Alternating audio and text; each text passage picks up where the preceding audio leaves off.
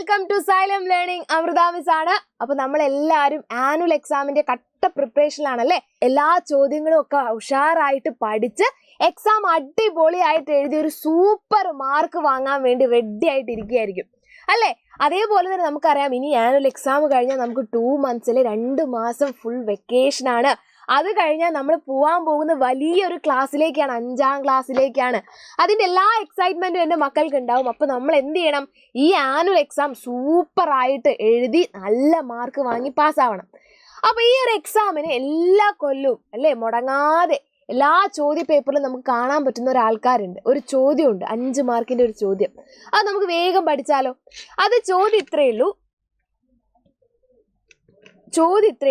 ഒരു നമ്പർ തരും. ഇവിടെ നോക്കി വലിയൊരു നമ്പർ തരും മക്കൾക്ക്. 37,470 37,470 എന്ന് പറയുന്ന വലിയൊരു നമ്പർ തന്നിട്ട് അതിനെ 2 ഗ്രൂപ്പുകളാക്കി എഴുതാനാണ് പറഞ്ഞത്.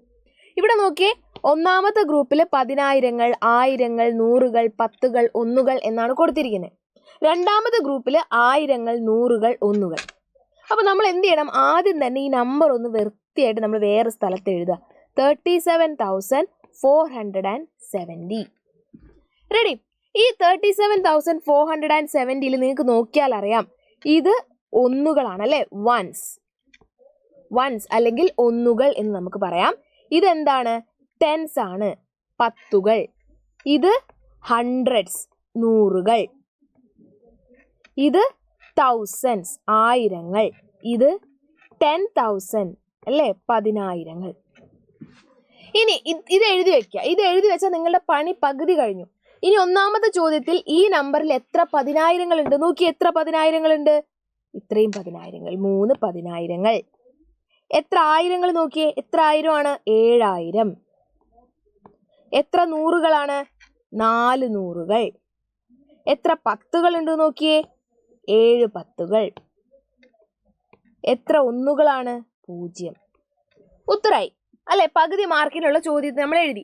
അടുത്തത് ഈ 37,470 എത്ര ആയിരങ്ങൾ എന്നാണ് ചോദ്യം. എത്ര ആയിരങ്ങൾ? അപ്പൊ നമ്മൾ വിചാരിക്കും 7,000 എന്ന്. അപ്പൊ ഈ നമ്പറിനെ ആരും കൂട്ടിയില്ല അല്ലേ. ഈ 7,000 എന്ന് നമ്മൾ ഉത്തരം എഴുതുമ്പോൾ 3 പാവം അവിടെ കരഞ്ഞിരിക്കും. 3 ആരും കൂട്ടിയില്ല, കാരണം 10,000 വന്നില്ല. 10,000 കൂട്ടാൻ വന്നില്ല. അപ്പൊ ഈ 3 എന്ന് പറയുന്ന നമ്പർ ഒറ്റയ്ക്കായി പോയില്ലേ. അപ്പൊ നമ്മൾ എന്ത് ചെയ്യും? 1000 എന്ത് ചെയ്യും? ഇവർ 2 പേരെ അങ്ങ് കൂടെ എടുക്കും. അപ്പൊ എത്ര ആയിരങ്ങളാണ്? 37,000ങ്ങൾ. കാരണം 10,000 കൂട്ടാൻ ആരും വന്നില്ല, അതുകൊണ്ട്. അടുത്തത് നൂറുകളാണ്.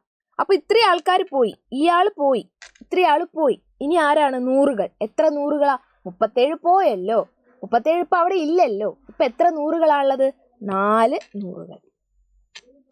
ഇനി ഒന്നുകൾ. അങ്ങനെ ഒന്നുകൾ നോക്കുമ്പോൾ നമുക്കറിയാം 0 ഒന്നുകളാ. അപ്പൊ ഒരാൾ നിന്ന് കരയുന്നു. ആരാ? 10കൾ. 10കളെ കൂട്ടാൻ ആരും വന്നില്ല. അപ്പൊ നമ്മൾ എന്ത് ചെയ്യും? ഒന്നുകൾ ഈ 10നെയും കൂട്ടും. അപ്പൊ എത്ര ഒന്നുകളാണുള്ളത്? ഒന്നുകൾ എത്ര എണ്ണാവും? 70 ഒന്നുകൾ. ഓക്കെ, 70 ഒന്നുകൾ. ഈ ഓർഡറിൽ തന്നെ എഴുതിയാൽ നമ്മുടെ എല്ലാ ഉത്തരങ്ങളും കൃത്യമായിട്ട് കിട്ടും. സംഗതി മനസ്സിലായോ? അപ്പൊ ഇതേപോലെ കുറെ നമ്പറുകൾ എടുത്തിട്ട് എന്ത് ചെയ്യണം മക്കൾ? ഇതേപോലെ പല ഗ്രൂപ്പുകളാക്കി ഒന്ന് എഴുതി നോക്കുക. ഉറപ്പായും നമ്മുടെ എക്സാമിന് ചോദിക്കും, നമുക്ക് അടിപൊളിയായിട്ട് മാർക്കും സ്കോർ ചെയ്യാം. ഓക്കെ, സോ ഇതേപോലെയുള്ള വീഡിയോസ് ആയിട്ട് ഇനിയും വരുന്നതാണ്. അപ്പൊ എന്ത് ചെയ്യുക? ഫ്രണ്ട്സിനൊക്കെ ഷെയർ ചെയ്ത് കൊടുക്കുക. നമ്മുടെ ക്ലാസ് ഒക്കെ റെഗുലർ ആയിട്ട് കാണുക. So thank you dears, thank you so much. Have a great day. Bye bye.